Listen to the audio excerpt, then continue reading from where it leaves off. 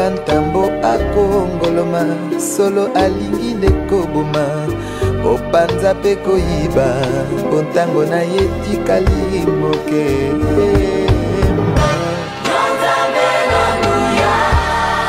ozalisi ya likolo na se mokili esima. Applaudir celui qui vit et celui qui règne. C'est lui qui fait notre force ce matin. C'est lui qui est là ce matin pour nous accueillir. Bien-aimés, dans la semaine, nous sommes entretenus sur le fruit de l'esprit. Wapendwa, katikati ya juma tulisembezea tunda ya Roho Mtakatifu dans ses différentes caractéristiques. Katika manamna yake ya kuachana. Et comme texte de base, nous avions utilisé Galates 22, 5, 22, 23. Na kwa usomi tulibeba wa Galatia 5:22. Et nous avons utilisé la troisième requête de notre pensée trimestrielle. Na tulibeba ile kishina ya tatu ya maombi yetu. C'est vrai que beaucoup de familles prient chaque semaine. Kuko majamaa bya kweli naombaka kila juma. Et ils prient sur les requêtes de la pensée trimestrielle. Na banaombea juu ya ile bishina bya maombi bya miezi tatu. Pour notre enseignement, nous avions choisi la troisième requête pour comme thème de base. Na shie tulibeba kishina yetu kama ile maombi ya tatu. Et le texte était celui de Galates 5, 22, 23. Na usomi ilikuwa ni wa Galatia 5:22. Qui dit ceci: nasema hivi, mais le fruit de l'esprit, lakini matunda ya Roho c'est l'amour, ni mapendo, c'est la joie, furaha, c'est la paix, salama, c'est la patience, uvumilivu, c'est la bonté, neema, c'est la bienveillance, wema, c'est la foi, uamini, imani, c'est la douceur, upole, c'est la maîtrise de soi. na kuya kujizuiza. La loi n'est pas contre ces choses. Sheria haina juu ya maneno haya. En définitive, nous avons dit que le fruit de l'esprit Na kwa mwisho tulisema tunda ya Roho exprime la transformation à l'image de Christ que subit un chrétien. inaonesha kugeuzwa kwa namna ya Kristo kwa Mkristo wote. La transformation Kugeuzwa à l'image de Christ kwa mfano wa Kristo que subit un chrétien. ile inafikia Mkristo. C'est cela le fruit de l'esprit. Ndio inakuwa tunda ya Roho Mtakatifu. La démonstration que tu appartiens à la famille de Dieu, c'est par l'expression du fruit de l'esprit dans ta vie. Kuonekana ya kusema uko wa mjamaa ya Mungu ni kupitia matunda ya Roho. Et Jésus n'a-t-il pas dit: Na Yesu si alisema, vous les reconnaîtrez par leurs fruits. mutawatambua kupitia tunda yao. Amen. Amen. Le faux prophète Ule nabii wa uongo ou le faux frère au ndugu wa uongo se trahit toujours par son comportement. anakuwaka naonekaniwa ni paka kutabia yake.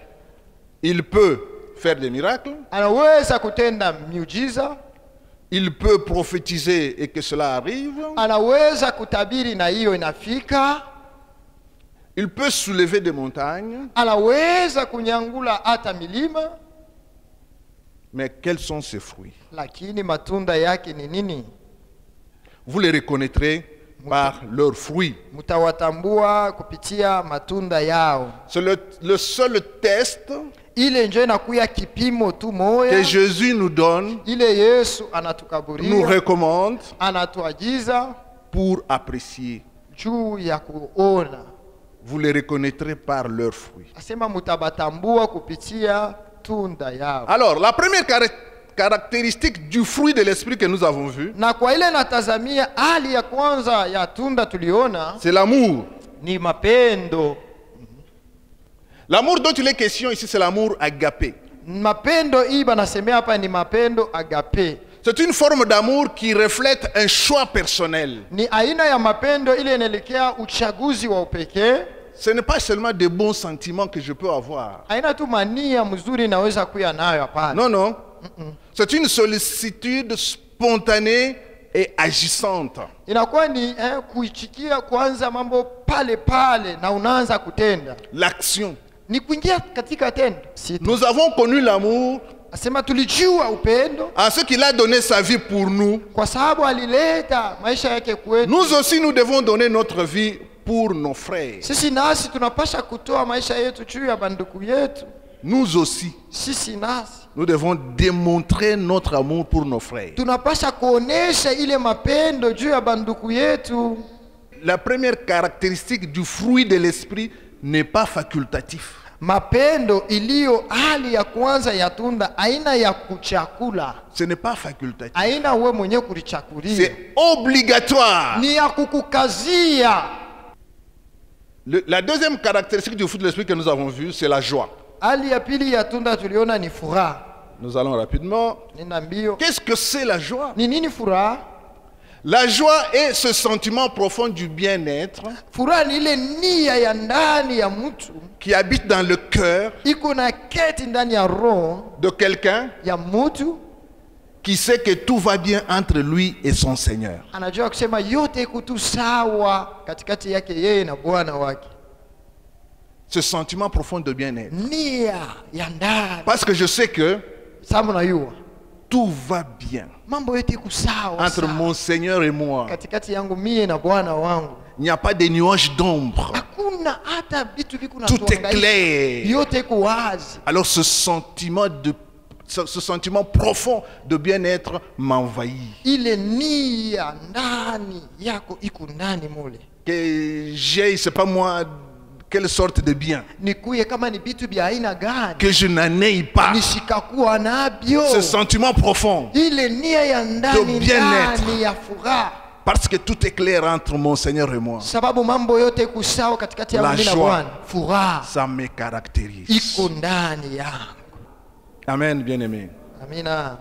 Quelles que soient les circonstances, Ingawa majira douloureuses ou ya pénibles, magumu au ya mateso kabisa, la joie qui est le fruit de l'esprit m'envahit. furaha iliyo tunda ya Roho Mtakatifu inanijaza. Surtout quand je réalise qu'il est là, Zaidi tu pale mimi natambua ya kusema eko pale proche de moi. karibu na mimi.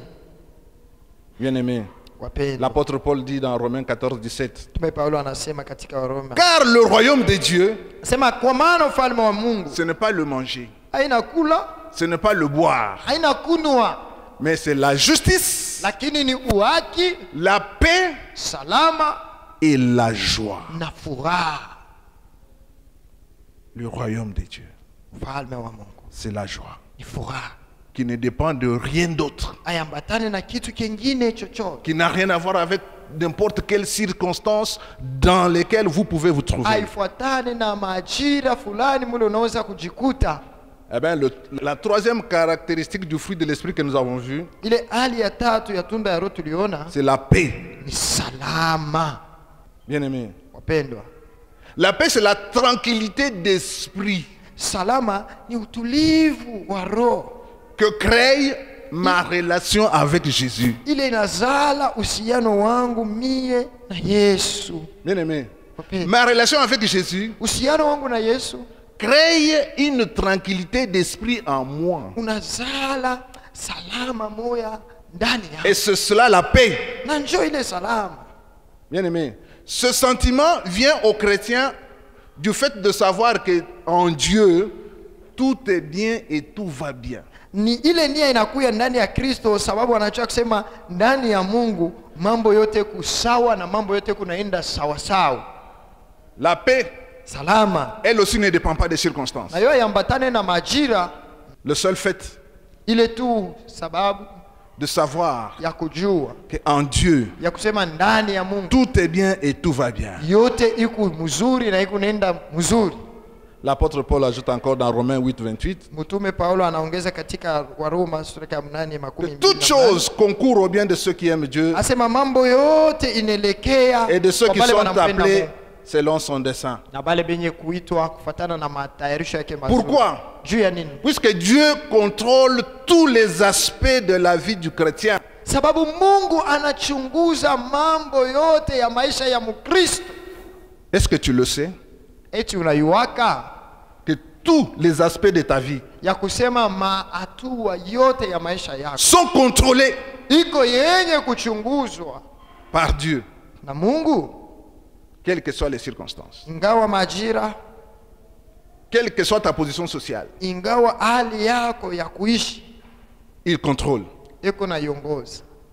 C'est pourquoi il dit, Ndio kwa maana anasema dans Jean 14, 1, il dit katika Yohana sura ya kwanza mstari wa 10, que votre cœur ne se trouble point. asema moyo wenu usifadhaike, Croyez en Dieu, muamini Mungu, croyez en moi. muniamini mimi. Donc un chrétien n'a absolument aucune raison d'être anxieux. Ni kusema Aucune. Mkristo ana na sababu hata moya ya kuya na huzuni, Ni d'avoir peur. hata ya kuogopa. Il dit encore dans Philippiens 4, 6, 7, ça c'est l'apôtre Paul. Anasema tena mwa Filipi sura ya Ne vous inquiétez de rien. musisumbuke na Et la neno, paix de Dieu, na salama ya Mungu qui surpasse toute intelligence, iliyopita akili yote gardera vos cœurs, itachunga mioyo yenu, vos pensées mawazo yenu en Jésus-Christ. ndani ya Yesu. N'est-ce pas extraordinaire? Haleluya. Ça veut dire que dont les hommes ne peuvent pas s'imaginer, Maana ile batu hawawezi kuelewa, que le monde ne peut pas saisir. ile dunia haiwezi na shika, C'est ça, dépasse toute intelligence. inapita akili yote, Gardera vos cœurs et vos pensées en Jésus. itachunga roho yenu na nia yenu ndani ya Yesu. Bien-aimés, Wapendwa, sur les 9 caractéristiques, nous n'avons pu voir que 3. kwa ile mahali kenda tuliona mpaka 3, Et nous laissons à Dieu de nous donner d'autres possibilités pour revenir sur les 6 qui restent. tunamwachia tu Mungu kutupatia bahati nyingine kurudilia pa hiyo 6 itabaki na baki. Mais pour ce matin, Lakini kwa asubuhi ya leo l'Esprit nous a conduits à nous intéresser à ce qui se passe sur notre site à Chamalale. Roho alitusukuma tuangalie kubile binapitikanana kule kwetu kuchamalale. Certains, à travers notre plateforme, Pamoja kufatana na ile beaucoup nous suivons ce qui se passe.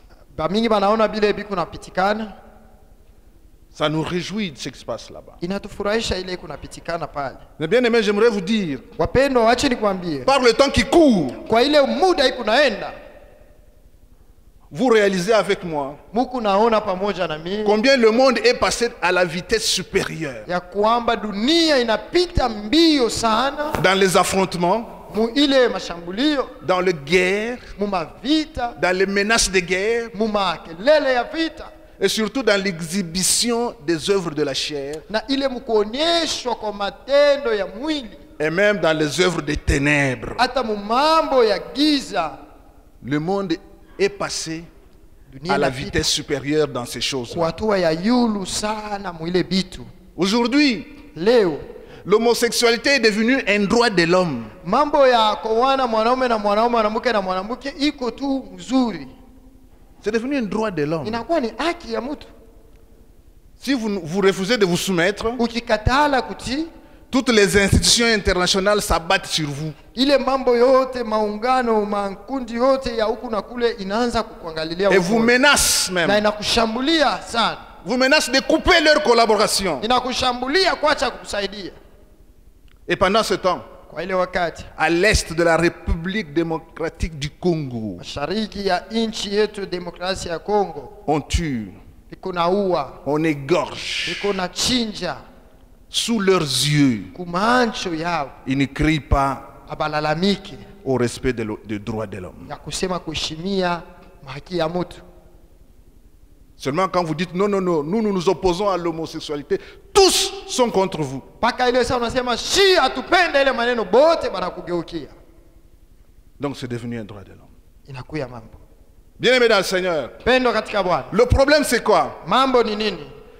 Le mal a atteint son comble. Bubaya bunafika mwatua ya juu sana, Les fondements sont renversés. ile misingi imegeuzwa, Il n'y a plus de valeur de référence. hakuna tena pazi mwa tutaangalilia kama mfano.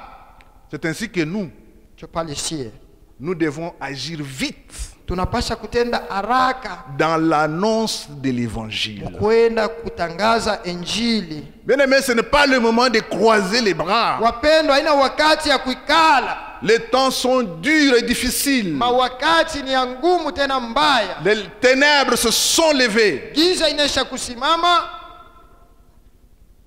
et ceux qui annoncent l'évangile na bale beko natangaza injili doivent davantage s'élever. banapasha nabo kukaza tena kusimama.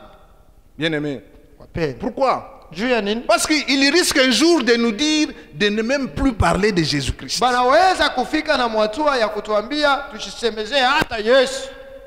Parce que le mal va de plus en plus encore mal. Juu ya nini? Bubaya buku nongezeka tena tena kuya bubaya. De mal en pis.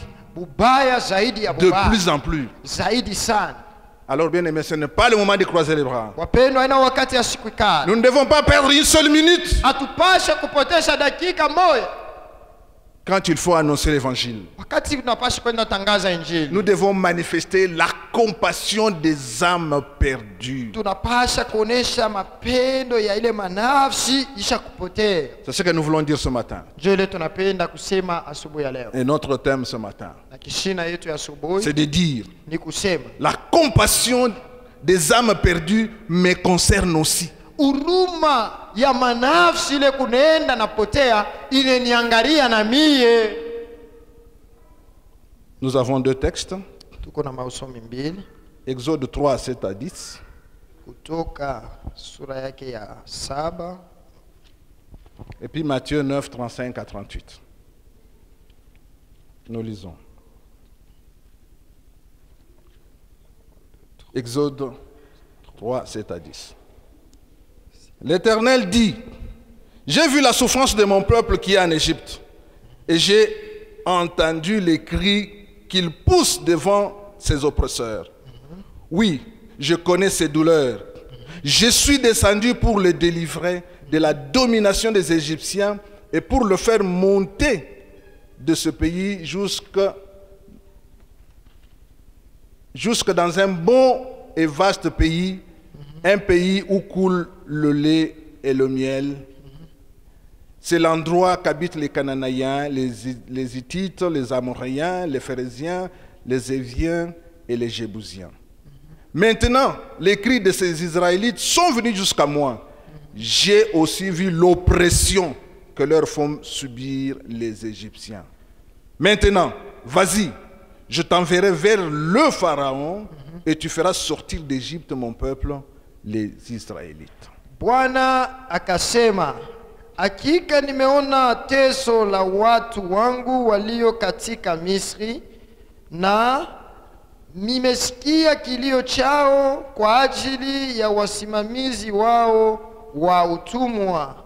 Maana ninajua mateso yao, na nimeshuka kuwaponyesha toka mkono wa Wamisri na kuwapandisha toka nchi ile hata nchi nzuri na kubwa, hata nchi inayojaa maziwa na asali, hata pahali pa Mukanana na Muhiti na Muamori na Muperizi na Muhivi na Muyebusi. Na sasa tazama, kilio cha wana wa Israeli kimefika kwangu, na tazama, nimeona mateso wa Misri wanayowatesa nayo.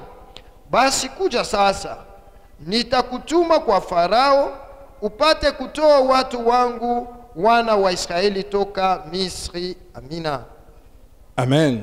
Amen. Nous lisons également Matthieu 9, 35, 38. Nous lisons. Jésus parcourait toutes les villes et les villages.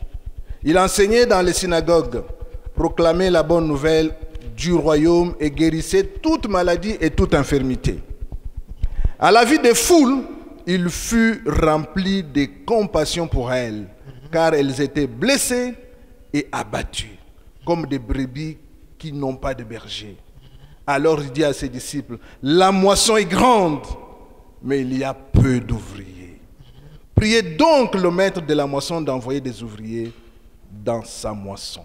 Naye Yesu alikuwa akizunguka katika miji na vijiji vyote, akifundisha katika masunagogi yao na kuhubiri habari njema ya ufalme na kuponyesha namna zote za magonjwa.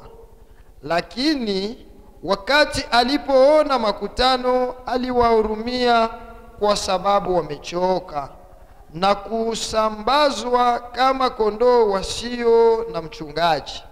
Alafu akawaambia wanafunzi wake, mavuno ni mengi, lakini watendakazi ni wachache.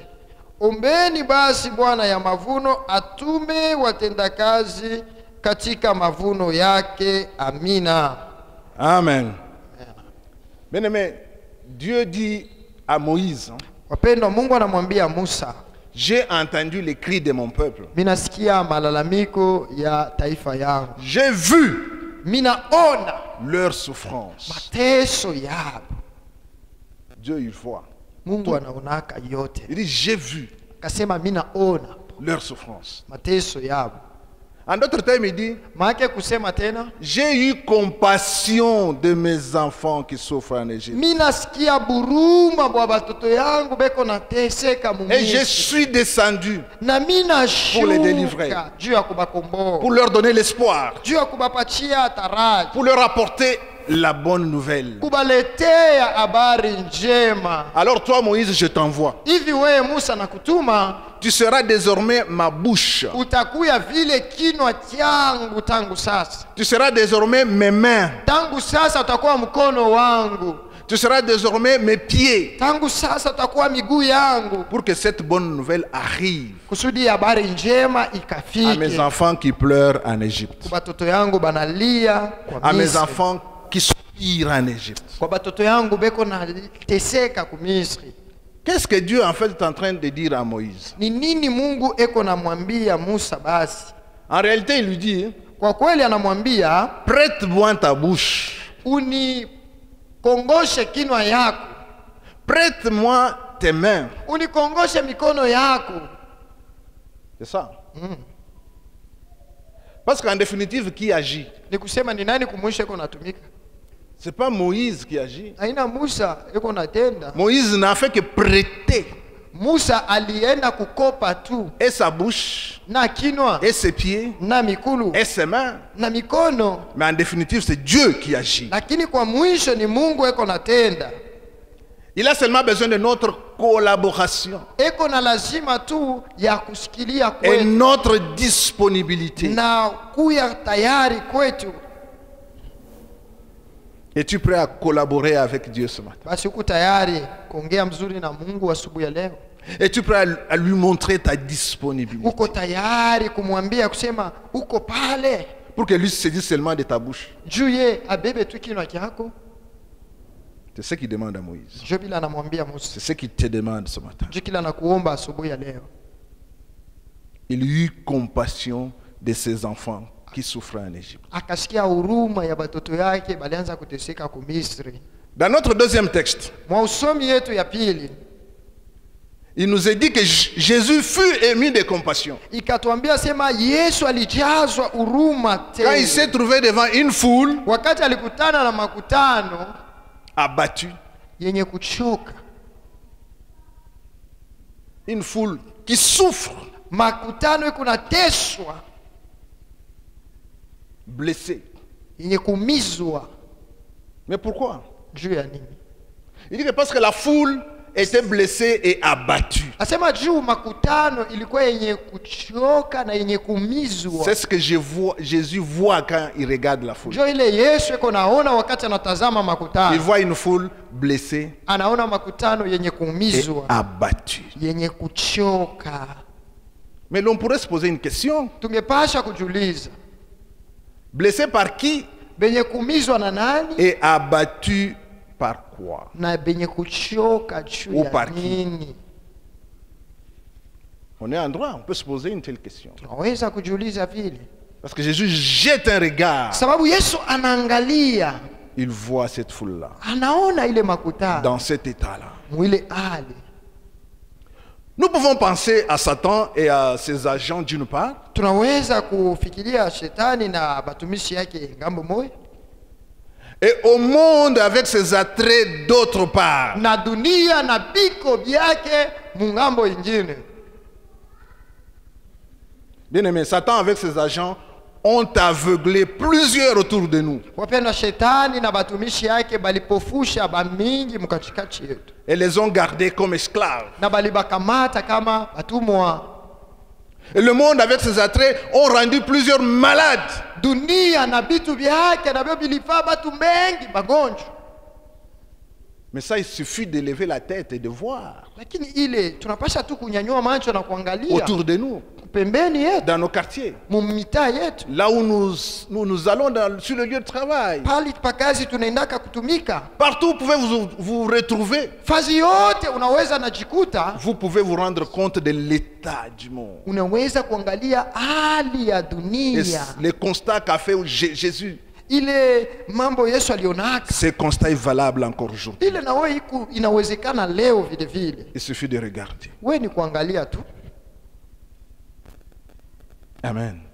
Amen.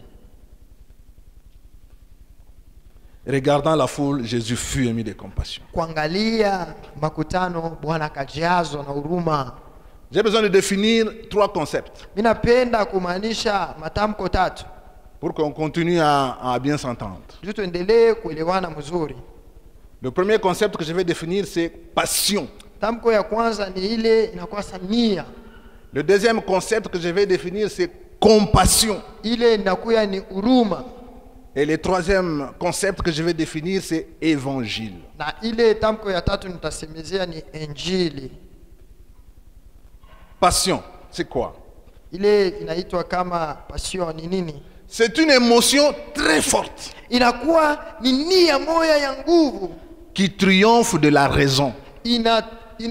iko zaidi ya ufahamu. Donc quand on a la passion, Ni kusema kama uko na ile nia kubwa, la raison ne compte plus. ni kusema mafikiri ya sawa haina tena pale. Un amour extrême. Ni kusema mapendo moya inapita.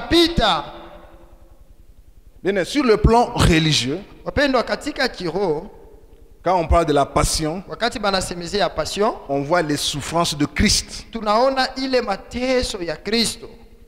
Il a accepté de souffrir à cause de toi, à cause de moi. Alichika kuteseka juu yako na juu yangu.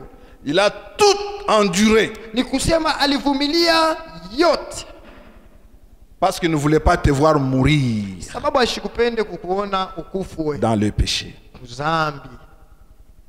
Pour ceux qui ont déjà vu ce film-là de Passion de Christ, ils ont vu, c'est vraiment atroce, la souffrance. Kwa bale baneshaka kuona ile filmu mateso ya Yesu iko C'est magumu, atroce. ni magumu sana. La souffrance qu'il a endurée. Mateso ile alivumilia. Ceux qui ont fait ce film-là ont essayé d'imaginer Bale balifanya ile filamu baliwaza hako vile bilikuyaka jusqu'où est allée sa souffrance. mpaka na mwatua gani mateso yake ilifikia Pour toi et pour moi. juu yako na juu yangu. C'est ce qu'on appelle la passion. Ndio ile tunaita passion, Compassion. ile huruma. Compassion, c'est une attitude intérieure Huruma ni hali moya ya kindani qui pousse quelqu'un inasukuma mtu à s'occuper des gens ya kushughulikia batu qui sont dans la détresse, bale beko katika magumu, à sympathiser avec eux ya kuungana na abo pour les soulager. juu ya kubasaidia. Ça, c'est la compassion. Ile njo huruma. Si tu compatis seulement, si sans arriver à soulager, donc tu n'as pas fait la compassion. Kama unashikia tu buruma lakini aufike mwatua ya kusaidia ule mtu atoke mwa ile hali au yafike pa huruma. Sympathiser avec eux pour les soulager. Ni kusema unaingia nabo muile mateso yabo lakini juu ya kubasaidia. Jésus fut ému de compassion. Asema Yesu akasikia huruma sana. Le troisième concept, c'est l'évangile. Sehemu ya tatu ni injili. Bien aimé, Wapendwa, l'évangile vient du mot grec. injili inatoka kwa tamko ya Kiyunani Evangelion. evangelion. Et dans le monde grec, evangelion, c'était quoi? Na ile mwa hali ya Kiyunani evangelion ilikuwa C'était nini? quoi? Quand est-ce qu'on parlait d'évangelion? Walikuwa nasemea che evangelion. C'était un message de paix ilikuwa ni habari ya salama que l'on donnait à un peuple balikuwaka naambia taifa ou à une personne. au kwa mtu. Mais pourquoi faire?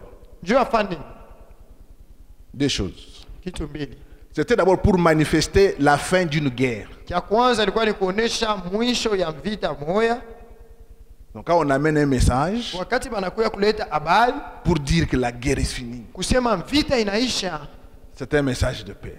ilikuwa ni habari ya Et salama. les Grecs appelaient ça évangélion. Na Wayunani balikuwa naita evangelion. Deuxième cas, c'est quand on venait annoncer Ni wakati tena balikuwa nakuya la kutangaza fin d'un esclavagisme. mwisho ya kushikwa butumwa. Tu as été esclave pendant 10 ans, 20 ans, Ulikamatwa kuwa mtumwa miaka 10, makumi et mbili. le maître vient te dire, voilà, aujourd'hui c'est fini ton esclavagisme. Bwana wako ule anasema kunaisha leo, Tu es hauna tena désormais mtumwa. libre. Unabakia mtu huru, Tu peux t'en aller. uende zako. Ce message-là, Ile habari les Grecs Wayunani appelaient ça évangélion. wanaita evangelion. Ce message de paix. Ile habari ya salama. Alors quand Christ a commencé à enseigner, Wakati Kristo alianza kufundisha, à donner un message kuleta mjumbe qui libère tout l'homme, iko na fungula mutu wote, qui libère tout homme, iko na fungula mutu yeyote, qui délivre, inafungula un message qui donne la joie. mjumbe naleta furaha. Alors les Grecs ont regardé, Wayunani wanaangalia, ils ont dit non, non, non. wanasema hapana, Ce message-là qu'il donne, hii mjumbe eko c'est naleta un évangélion. nayo ni evangelion. À partir de ce moment-là, Kuanzia pale pale le message de Christ mjumbe ya Yesu était devenu évangélion. ilikuwa evangelion, Ce qu'on a traduit en français par évangile. na ile balilurisha mtafsiri ya Kifaransa ya kusema nakuya injili. Donc l'évangile, c'est un message de paix, Ni kusema injili ni habari ya salama, de joie, ya furaha, un message qui délivre, habari inafungula, un message qui donne la liberté, habari inaleta uhuru, un message qui arrête l'esclavagisme. habari inashimamisha Bien-aimé, shikwa mateka. dans la nouvelle alliance, Mwagano jipya Dieu a mis dans le cœur de tout chrétien la compassion des âmes perdues. Mungu aliweka muroho ya kila mwamini buruma wa manafsi napotea, Afin de les chercher juu ya kwenda kubatafuta et de les amener à lui. na kubaleta kwake. Bien-aimé, Mpendo, nous vivons dans une période tuko naishi mu wakati moya où les gens, dans leurs paroles, ile batu mu misemo yabo comme dans leurs actions, mpaka mu matendo yabo n'ont plus de frein. abana na kuangalilia. Les hommes et les femmes ne craignent plus Dieu. Banaume na banamuke abamongope tena Mungu Et de plus en plus. zaidi tena na zaidi. C'est ça notre monde. Njo dunia yetu On cherche même à inventer de nouvelles théories beko na pima na kufanya kwa mambo ya sasa pour s'éloigner davantage de juu Dieu. ya kuenda tena zaidi sana mbali na Mungu. Ceux qui sont dans les églises Bale beko mu makanisa et ceux qui ne fréquentent pas les églises, na bale abendake mu makanisa ils ont confiance beko na tumaini dans leurs traditions, mu ile dans desturi leurs yabo, coutumes, mu ile mambo ya makabila plutôt que dans la parole de Dieu. zaidi ya neno ya Mungu. On s'en éloigne de plus en plus. Tuko naenda mbali zaidi tena na zaidi, Avec comme résultat, na kama matokeo ils versent du sang innocent, beko na mwanga damu ya shipo na mambo, ils sont devenus idolâtres, banakuwa babudu basanamu, ils amènent du poison même dans les églises, banaleta hata sumu mukanisa, ils s'appliquent à la magie, banaenda kumarifa, ils aiment l'argent plus que tout. banapenda fedha kuliko yote. L'ivrognerie et l'adultère sont leur partage. Ulevi na usherati ni mambo yabo, Et la défense de l'homosexualité est devenue la règle na ile kusemezea kabisa homosexualite njo tushisemea pour avoir du succès juu ya kupata tena ile kavumo au niveau personnel, kwa hatua yabo peke, pour avoir du succès juu ya kupata kavumo dans les entreprises pour monter des grades et des promotions, mule mu makampuni, hata juu ya kupanda tena yulu sana, au niveau des nations pour avoir s'attirer les investisseurs de partout. kuma taifa mingi jua mkuwe na batu ba mingi bakumisaidia huku na kule.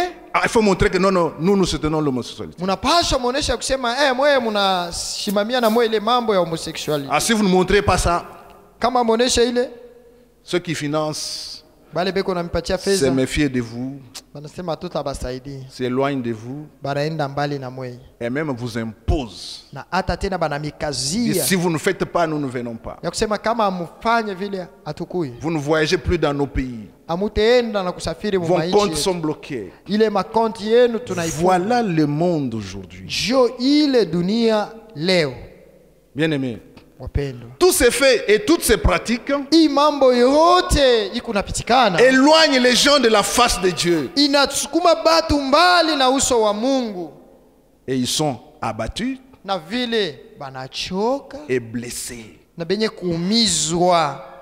Voilà les mots de Jésus. Jo ile msemo La ya foule makutano est abattue isha kuchoka et blessée tena yenye kuumizwa par tous ces faits que je vous ai annoncés. na hii mambo yote mimi namiambia. Alors, quelle est ta compassion pour les âmes perdues? Ni je huruma yako juu ya manafsi iku yenye kupotea?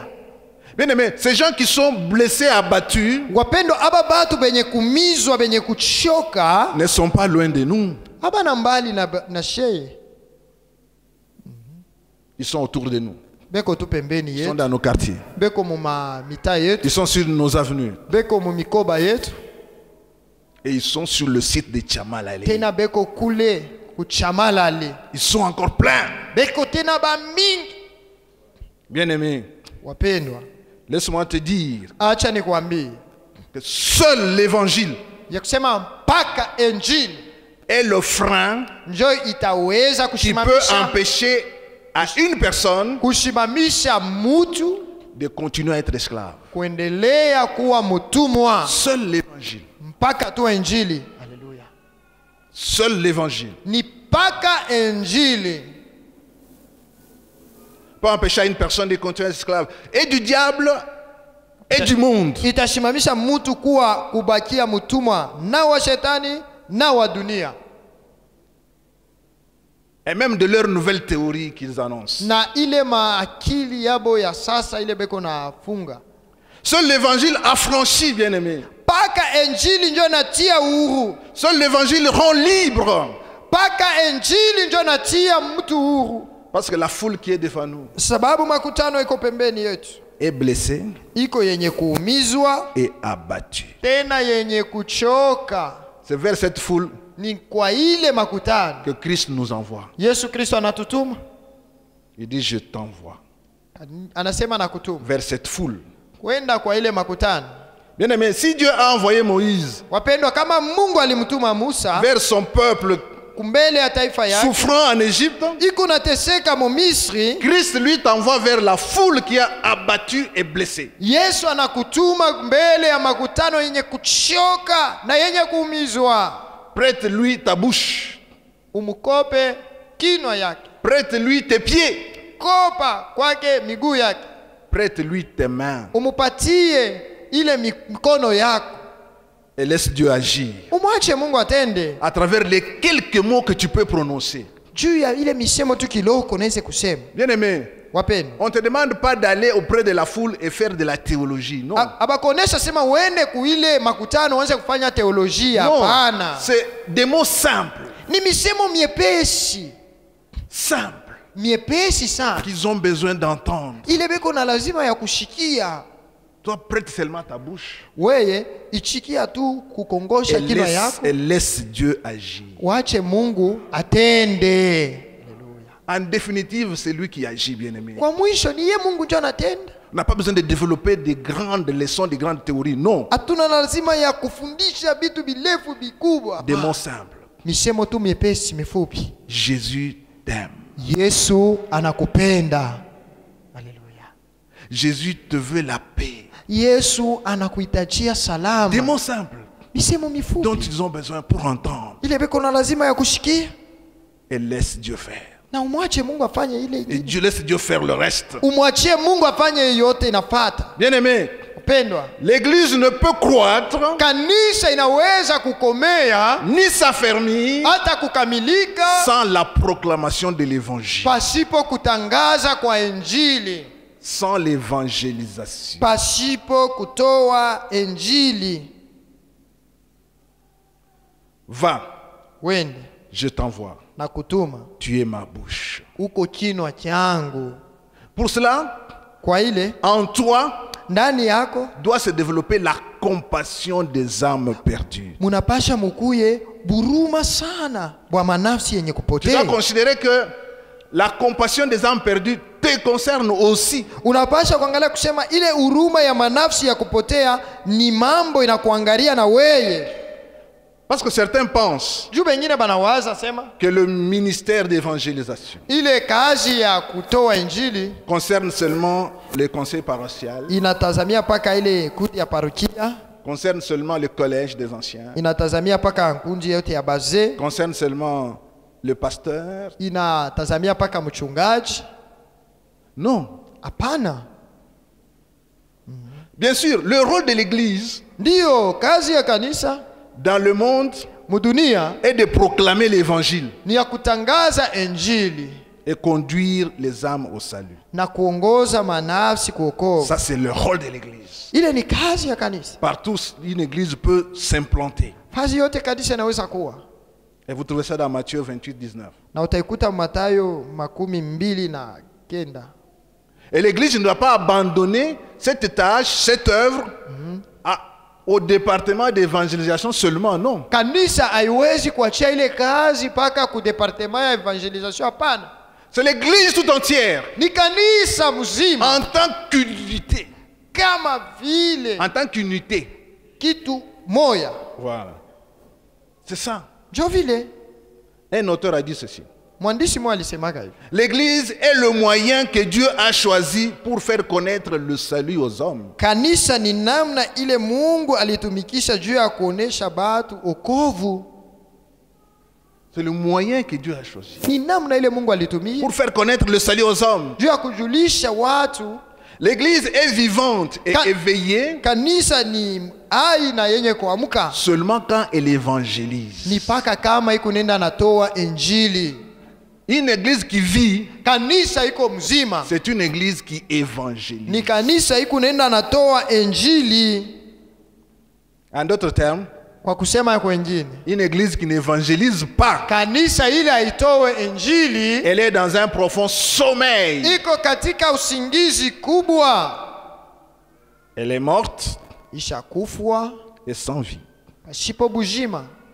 Bien-aimé, Wapendwa, si l'église, si l'évangile kama kanisa est arrivé jusqu'à nous, injili ilitufikia paka na kwetu jusqu'à nous en Afrique, na huku kwetu kwa Afrika, c'est parce qu'il y a eu des églises locales d'ailleurs sababu kuko makanisa ya panafazi ya kwengine mbali qui ont consenti des sacrifices, ilipata kujitoa envoyé des missionnaires kutuma bamisionari jusqu'à nous.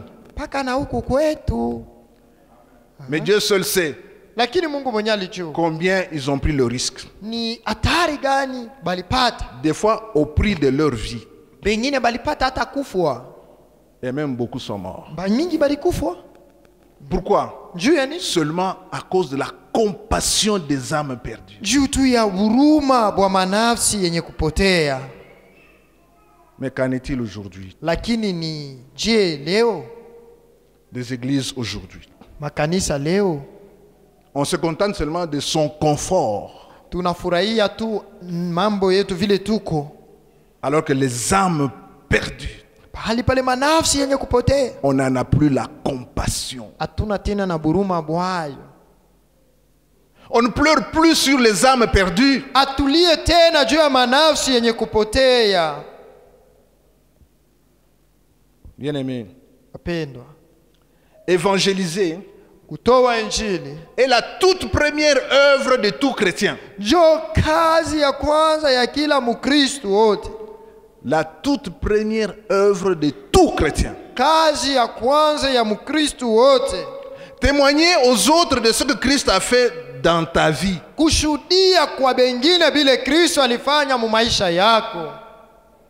Chaque chrétien Kila Mkristo doit faire montre de la compassion des âmes perdues. anapasha kuonesha huruma ya manafsi yenye kupotea. Un chrétien prêche d'abord par ses actes lui-même. Mkristo yeye anatangulia mbele kuonesha mifano yake ye mwenyewe. Est-ce que ta vie Maisha yako en elle-même yo yenyewe kuiangalia tu, est une évangélisation? yo ikunatoa hapo injili? Je crois que c'est par là qu'on doit commencer. Mimi naona njoo pale tunapaswa kwa njia. Est-ce que ta vie évangélise Maisha yako ikunaleta injili dans le quartier, mu ta famille. mtaa unaikala mu jamaa yenu, sur ton avenue, mu mkoba yenu, là où tu travailles, pafasi ya kazi là où yako, tu fais ton marché? pale unauzishaka konsoko? Peut-on voir, lire l'évangélisation? Tunaweza kuona ama kusoma hapo injili? Est-ce que tu as prêté ta bouche, tes pieds, tes mains à Jésus? Eti ulikopesha mikono yako, kinwa chako, mikulu yako kwa Yesu? Tout chrétien, tout disciple Mkristo yote, mfasi yote devient évangéliste dès le premier jour de son entrée dans la famille de Dieu. anakuwa mtoaji wa injili paka ile siku ile anaingia mjamaa ya Mungu. Dès le premier jour. Paka ile siku ya kwanza. Je dis toujours aux gens que nous baptisons Mimi nasemaka paka kubatu bali tunabatizaka que quand tu sors des eaux de baptême, kwa wakati unatoka mu maji ya ubatizo, tu prends ton téléphone, unabeba telefoni yako, tu informes à tous tes contacts, ubambie batu bote ba mu repertoire yako, tu leur fais un petit texto, unabandikia tu ka message kadogo que moi désormais ya kusema mie tangu leo j'appartiens à Christ. mie niko wa Yesu. Moi désormais Mie tangia leo je viens de passer par les eaux de baptême. mimi nabatiziwa. Il faut qu'ils le sachent tous. Banapasha bajue bote. Et avec joie. Tena na furaha. Tu le fais avec joie. Unaifanya na furaha. Parce que dès le premier jour où tu fais partie de cette grande famille, sababu tangia siku ya kwanza unakuya mwanamemba wa ile jamaa kubwa, tu es évangéliste. Unakuwa mpasho habari. C'est lui qui a bu les eaux de la vie. Ule alikuna maji ya buzima devient lui-même une source de la vie. Anakuwa chemchemi ya buzima. Bien-aimé, wapendwa, la croissance de l'église primitive kukomea kwa kanisa ya mwanzo n'était pas seulement l'œuvre des apôtres. haikukuwaka paka kazi ya bamitume. Ce n'était pas seulement l'œuvre des apôtres, hakukuwaka paka kazi ya bamitume hapa, mais aussi l'œuvre de tous ceux qui se convertissaient. na kazi ya bale bote balianzaka kuamini. Tous ceux qui se convertissaient, bote bale balikuwa naamini, ils faisaient passer le message eux aussi. balikuyaka nabo natangaza habari. C'est ainsi que l'église de Rome, jo vile kanisa ya Kuroma, l'église d'Antioche, kanisa ya Antiokia, l'église de Colosse, kanisa ya Wakolosai, les églises du côté de l'Afrique du Nord, makanisa ya kule ku Afrika ya kule yulu, ce n'étaient pas les apôtres qui les ont créés. haikukuwa ba mitume balifanya. C'est des gens ni batu qui avaient écouté le message, balishikiaka qui habari, s'étaient convertis au message, banamini kufuatana na qui habari sont njema, allés banaenda eux aussi bonabo propager le message kutangaza ile habari par leur vie kupitia personnelle, maisha yabo ya upekee, par leur témoignage personnel kupitia ushuhuda yabo et par le message de Christ. na kupitia mjumbe ya Yesu. Bien-aimés, Wapendwa, dans le texte de Matthieu 9, 35-38 que nous avons lu, katika usomi ya Mathayo tulisoma le mot grec qui est traduit par ému de compassion, ile tamko ya Kiyunani banasema wakati alichazwa na huruma. quand on dit Jésus fut ému de compassion, Wakati Yesu banasema alibashikiria buruma. ce mot signifie Ile mtamko inasema que les entrailles de Jésus avaient bougé ni kusema butumbo ya Yesu bulitenkaka quand il a vu cette foule-là, wakati aliona ile makutano abattue, benye kuchoka, blessée. benye kuumizwa. Ses entrailles Asema bya muntumbo ont bile bougé. C'est ce binatenka. que ce mot-là veut dire. Jo vile ile tamko inamaanisha Alors il y eut une forte émotion. ni kusema halishikia buluma sana. Alors il regarde les disciples, il dit, anaangalia banafunzi anasema, voyez, la motion est grande. mwangalieni mavuno ni mengi. Comme pour dire, Basi juu ya kusema ou nini? comme pour leur dire Juu ya kubaambia nini? qu'il y a beaucoup de gens Sema kuko batu ba mingi qui attendent vos témoignages. biko na chunga ushuhuda yenu. Ils attendent votre témoignage. Biko na chunga ushuhuda yenu. Est-ce qu'il y en a parmi nous qui sont déjà descendus à Chamalale? Mukachikachi yetu kuku batu bale badeshaka kushuka kuchamalale. Eux-mêmes, pas seulement attendre un programme, quelque chose, Bo benyewe twapana kuchunga paka program moyo fulani. pour apporter un petit témoignage Juu ya kuenda kuleta ko à ce que tu ushuhuda vois, à ce kidogo. que tu rencontres. Kwa bile huku naona, bile huku naishi. Sur le terrain, là, il y a toujours beaucoup de gens. Kule kukiwanza kule kuku paka Témoigner. mushuhudie. La moisson est abondante. Mavuno ni mengi. Et Jésus dit, Lakini Yesu anasema avec émotion, na ile roho yote et ses inauma. entrailles qui bougent, Bya mtumbo biko na il tenka. dit, la moisson est abondante. Anasema Il dit, ces gens mavuno ni attendent de mengi. vous. Batu wa biko na Vous, chunga. les disciples, Biko na qui michunga étaient là autour de lui, Mwe bale balikuwa pembeni yake. ils attendent de vous Biko na michunga mwe. votre témoignage. Mwene mkashuhudie. Il y en a d'autres qui ne sont pas encore avec nous dans Kuko- cette église. Bengine bale abana nasi mu kanisa. Ils attendent ton témoignage. Biko na chunga ni ushuhuda yako. Ils attendent que tu parles. Biko na chunga useme. Ils attendent que tu les visites. Biko na chunga ubapegue. Et ils attendent que tu les invites. Biko na chunga ubaalike. Ils veulent voir ta compassion à leur situation. Biko napenda kuona nini huruma yako kumambo yabo. Bien aimé, Wapendwa. la question est de savoir si nous sommes préoccupés par les âmes perdues.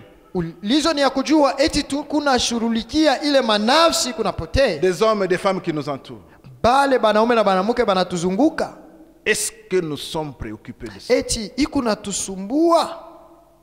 Est-ce que nos entrailles bougent Eti bia mtumbo vyetu bikuna tenka. quand nous voyons cette foule Wakati tunaona hii makutano abattue yenye kuchoka, et blessée yenye kuumizwa par toutes sortes de serpents? kwa umizo ya nyoka yote yote.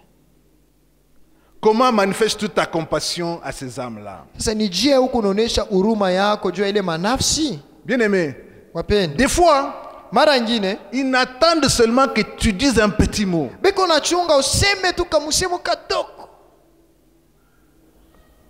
Des fois, ils attendent seulement ça. Njoo ile Tu pengine dis biko seulement na un chunga. petit mot. Unasema tu musemo mwa kidogo. Tous les chrétiens, nous sommes des ambassadeurs pour Christ. Bien-aimé. Ba Kristo bote banakuya bale ba ambasada ba Kristo. Notre rôle est de réconcilier Dieu avec le monde. Kazi yetu ni kupatanisha Mungu na C'est le dunia. ministère que Christ nous a laissé. Njoo butumishi Kristo alituachia. Le ministère de réconciliation. Utumishi bwa kupatanisha. Parce que Dieu a mis la parole de réconciliation en nous. Sababu Mungu alitia ile neno ya upatanisho ndani yetu. Et il nous a confié la responsabilité de proclamer ce message au monde entier. Na alitukaburia kazi ya kwenda kutangaza hii habari kwa dunia mzima. Il n'a pas seulement chargé les apôtres, Asikukaburia kazi paka ba mitume, mais nous tous, lakini si bote nous sommes concernés.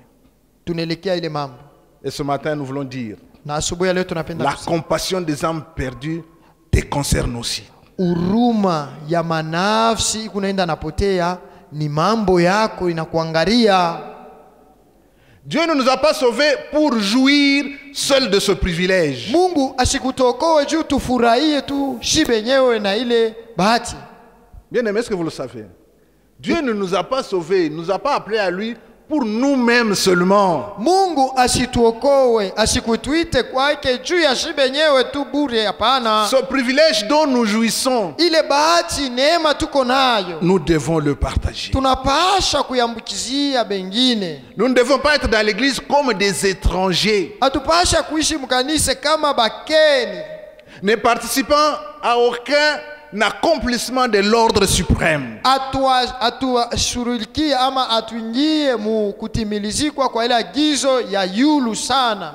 Nous devons tous participer à l'ordre suprême. Tunapasha shibote kuingia mu ile agizo ya juu.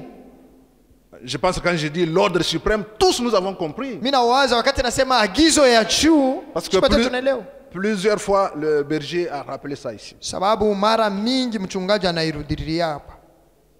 Nous devons tous participer à l'ordre suprême. Tunapasha sisi wote kuhudhuria kwa ile agizo ya juu, Allez, kuenda faites de toutes les nations mes disciples mukafanye mataifa yote et wanafunzi wangu, baptisez-les na muwabatize au nom du Père, du Fils et du Saint. jina la Baba, la Mwana na la Roho Mtakatifu. Enseignez-leur Muwafundishe tout ce que je vous ai prescrit. yote Ça, nilimifundisha. c'est l'ordre suprême. Ile ni agizo ya juu Pour sana nous tous, kwa sisi wote, pour chacun de nous, kwa kila mmoja wetu, sans exception. pasipo kutosha hata mtu. Tout celui qui se dit chrétien, Kila yeyote anajiita Mkristo, l'ordre suprême agizo ya juu est une recommandation. ni sababu.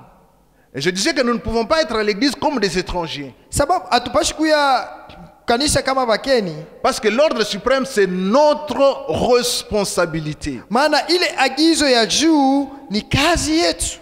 Bien-aimés, Wapeni, j'ai toujours béni Dieu mimi nabarikiaka Bwana pour les bien-aimés juu ya wapendwa qui ont pris le temps balibeba muda à prier pour moi, ya kuniombea, à m'évangéliser, bakuya banitowe injili, malgré ma résistance à l'époque. ingawa nilikuwa kana katala ile saa. Ils ont fait des sacrifices et ils ne Balijikaza se sont jamais fatigués. abakuchokake. Et pour la plupart, Ba mingi ils ne savent plus ce que je suis devenu aujourd'hui. ba mingi abajuake hata kile ndisha kwa leo. D'autres sont déjà morts. Bengine banesha na kufwa. Alors, n'interrompons pas la chaîne. Basi tusisimamishe mnyororo, N'interrompons pas la chaîne, bien-aimés. tusikate kabisa ile mnyororo Au milieu du grand travail qui se fait à Chamalale, mukati kati ya ile kazi kubwa inapitikana kuchamalale. qui sait? Ni nani anajua? Qui sait, bien-aimés? Pengine Des grands hommes de Dieu en sortiront. batu ba Mungu banene batatoka mule. Qui sait? Nani anajua? Et vous vous rappelez du cas d'André et de Simon, et Mkumbukeni de son frère Simon. Andrea na ndugu yake Simoni. André a amené son frère Simon à Jésus. Andrea alileta ndugu yake Simon kwa Yesu. Il lui dit, viens et vois. Asema kuya wende uone. Il dit, moi je ne sais pas tout te dire. Mi sijue kukuambia bia mingi. Je ne sais pas entrer en détail. Mi sitengia mule ni Mais kuexplique. viens toi-même. We kuya. Vois. Uilioneye. Écoute. Ulishikirie. Et quand Simon est arrivé auprès de Jésus, Wakati Simoni alifika kwa Yesu, on n'a plus parlé d'André. abakusemezea tena Andrea. Alléluia. Bien-aimé, il y a des gens Kuko batu que Jésus attend. bali Yesu yako na chunga sana. Mais c'est nous les ouvriers. Lakini nishie batenda kazi. C'est nous qui devons les amener à Jésus. Sisi njo bakubaleta kwa Yesu. Mais ce que Jésus va faire d'eux, Lakini kile Yesu atafanya nabo ce sont des choses que nous n'imaginons pas. ni bitu bile atuwazi yake. Ce sont des choses auxquelles nous ne pouvons même pas penser. Ni bitu bile atuwezi hata kufikiria. Parce que l'agenda de Jésus, Sababu ile agenda ya Yesu nous ne les connaissons pas. hatuijua hapana. Et Pierre, Na Petro entre les mains de Jésus, katika mikono ya Yesu est devenu un grand homme. anakuya mtu mkubwa. Et Jésus a fait lui des choses. Yesu anafanya yeye bitu Extraordinaire. vikubwa vya mastajabu. Mais je suis sûr Niko na hakikisho que son frère André ya kusema ndugu yake Andrea n'avait jamais imaginé na yeye asikuanzeka hata kubiwazia ce que Jésus allait faire de bile Yesu alifanyia Petro, n'avait jamais imaginé. asikubiwazi yake hata C'est ce que Jésus attend de nous, bien. njo bile Yesu eko na ngojea kwetu De tout chrétien, Mukristo wote de faire ça. kufanya ile D'amener à Jésus kuleta kwa Yesu des gens autour de nous. batu pembeni yetu, Parce que Jésus les attend sababu Yesu eko ne bachunga sana pour demain. juu ya kesho. Il les attend. Ene bachunga Et soit cet ouvrier-là, kuya ule mfanyakazi, soit cet ouvrier-là qui amène cet homme, cette femme à Jésus. kuya ule mfanyakazi analeta ule mutu mwanaume mwanamke kwa Yesu. Et laisse Jésus le saisir Umwache sasa Yesu amkamati et faire tout ce qu'il a prévu d'avance avec nous. na afanye naye bila alimutayarishaka mbele, Que nous ne pouvons pas nous imaginer. bile shi hatuwezi na wazia hapana. Amen. Amena. La compassion des âmes perdues. Buruma kwa manafsi Mais kunapotea. si le feu ne brûle pas encore en toi pour les âmes perdues, Kama moto haiwake ndani yako juu ya ile manafsi inaenda kupotea, nous pouvons prier. tutaomba. Si toi tu sens que le feu en moi ne brûle pas encore, Kama ukunaona wewe moto haiwake ndani yako, que mes entrailles ne bougent pas, ya kusema butumbo bwako abutenke, que je suis imperturbable ni kusema mie abiniangaria ta et que je suis encore insensible, na bila abiniguse hata. je crois que nous allons faire un appel pour qu'on prie. Mimi naona saa tutaita juu tuombe. Hallelujah.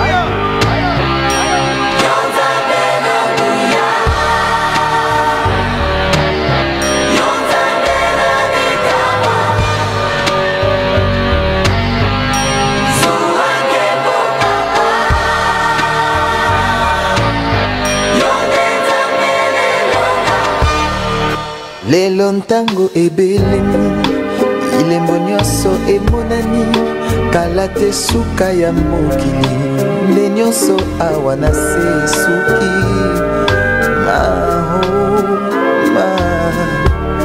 oh yawe papa Mungu natondi na nkanda lokola ntambo akongoloma solo alingi nde koboma opanza pe koyiba pontango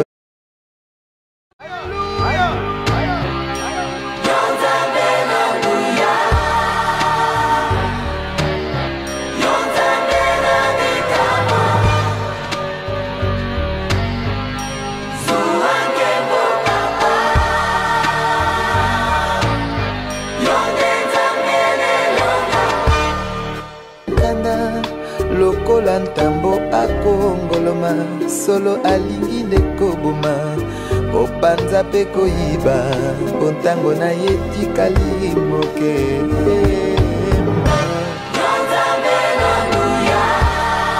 ozalisi ya likolo na se mokili esi